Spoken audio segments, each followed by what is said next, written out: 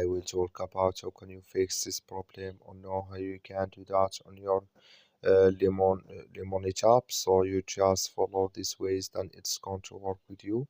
All you have to do in the first, so you just go down, click on settings down here, just click on it. So then it's going to take you to this list here.